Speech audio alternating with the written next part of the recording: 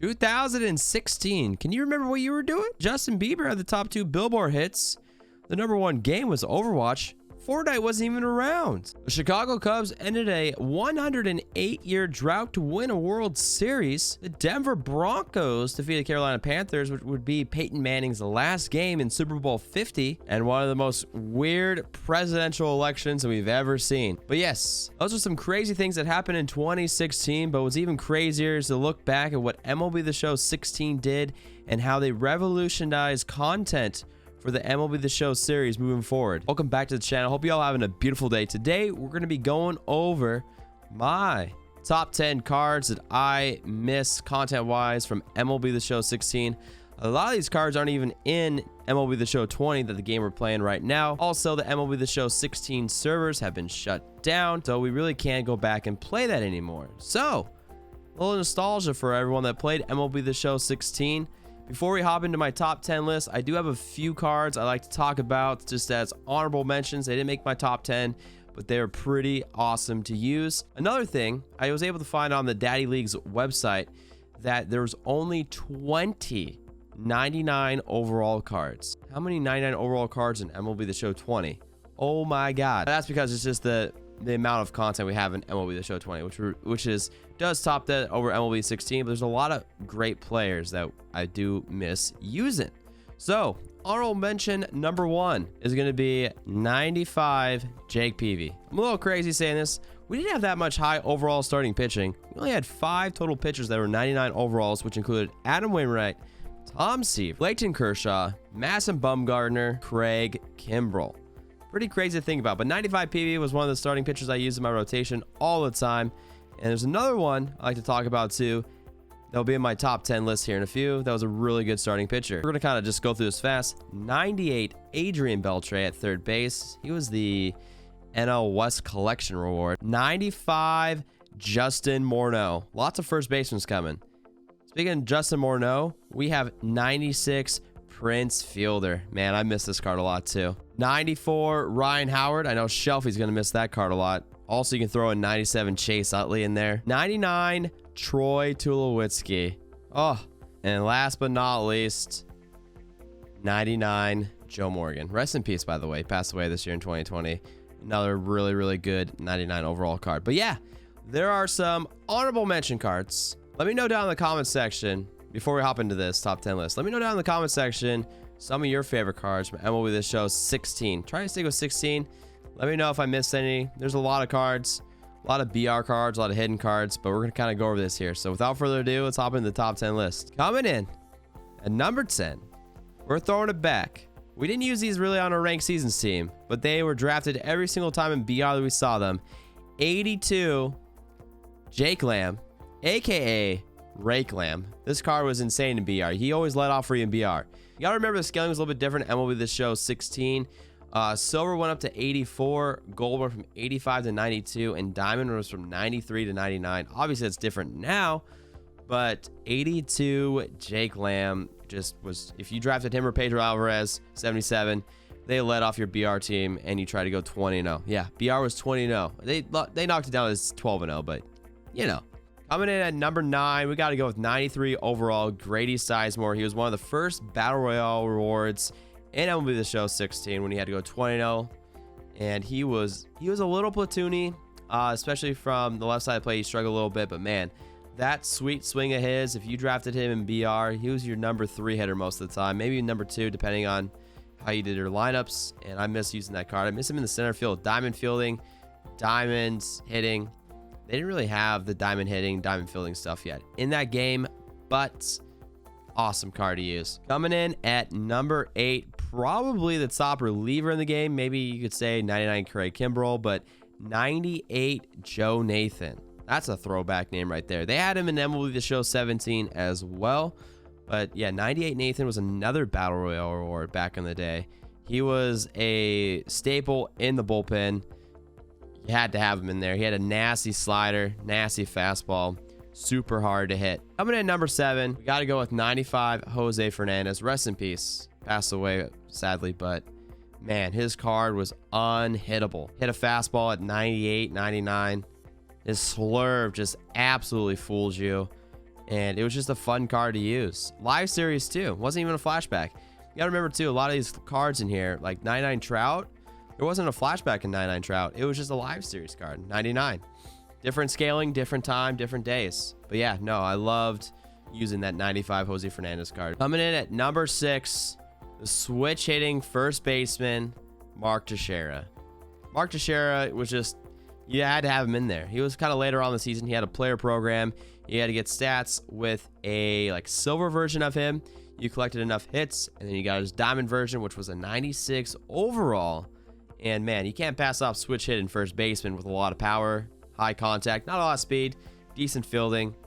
Really fun card. All these are really fun cards. I'm gonna say that every card because I'm just like, my nostalgia is like, man, I had so much fun in MLB The Show 16. It's like the first Diamond Dynasty. You throw it back to MLB The Show 15 when we had like no content, 30 legends at the beginning of the year. This was just nostalgia at its finest. Coming in at number 5, Tim Lincecum. Remember him?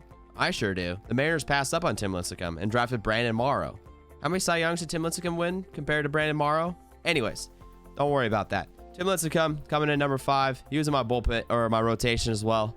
I think my rotation was 99 Kershaw, 97 Tim Lincecum, 95 PV, 99 Seaver, 95 Jose Fernandez. I think I obviously moved some stuff around a little bit because I think Seaver was available later on in the year, but for all cards that I used to my top 4. And these 4 cards, if anything, obviously I want to see all these cards back in MLB The Show 21 coming out soon. But I want to see these 4, especially in MLB The Show 21.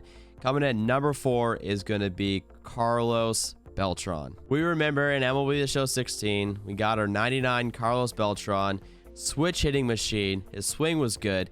He had amazing power from both sides of the plate. He had 90 plus fielding, and he had 80 plus speed. Insane. And he's a switch hitter. And he was available in MLB The Show 17 as well as the last time we saw postseason Carlos Beltran. But man, I hope we get him back soon. Could you imagine with the outfield we have in MLB The Show 20 and then throwing a 99 Carlos Beltran in there? I wouldn't even know what to do with my outfield. Right now we have Mantle, Griffey, Soto, and a few others. Could you imagine throwing mother flipping Carlos Beltran? Who are you going to sit? You got to sit Soto, right? You got to have that switch hitter out there. Crazy to think about. It really is. Number 3, catchers is always kind of a weak position, so you got to go with 99 Joe Mauer. I still remember he was a player mission card. You had to get 125 hits with his silver card. Lock in that 79 silver Joe Mauer card, and then you got 99 Joe Mauer. 125 hits. That was, you were going into games praying you got 1 or 2. You could also grind hits against the CPU as well. People would go in, get 1 or 2 hits, and quit out. Go in, 1 or 2 hits, quit out. Over and over and over and over and over just to get that 99 Joe Mauer. I did that. It sucked, but I had to have him. Our top 2. Number 2, Alex Rodriguez. You can probably guess where I was going with this. I tweeted about this earlier.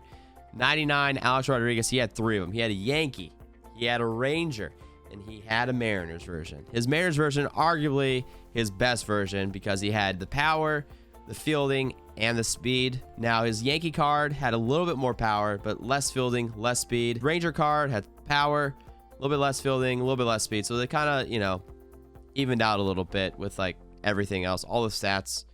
But yeah, ARod, man, I miss that card a lot. I haven't had a shortstop or third base.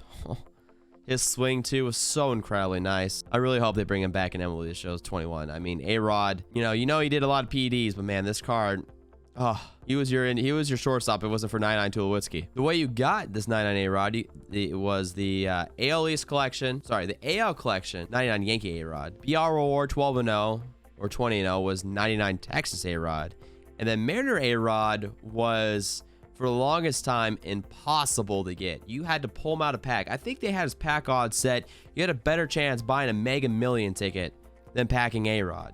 But then they realized, no one's like using him. No one's ever really used him. So around like December, January, they made a player program for him. You did a bunch of missions. You got 99 Mariners ARod for free.